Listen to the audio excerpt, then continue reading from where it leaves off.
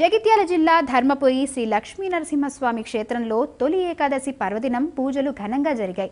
ఈ సందర్భంగా శ్రీ యోగానంద లక్ష్మీ నరసింహస్వామి ఆలయంతో పాటు అనుబంధ ఆలయాల్లో మూలమూర్తులకు పంచామృతాలు, పంచోపనిషత్తులతో మహాక్షీరాభిషేకం నిర్వహించారు. అష్టోత్తర శతనామార్చన అనంతరం ధూపదీప నైవేద్యాలు సమర్పించారు. సుదూర ప్రాంతాల నుంచి వేలాదిగా భక్తులు తరలివచ్చి ప్రత్యేక పూజా కార్యక్రమాల్లో పాల్గొన్నారు.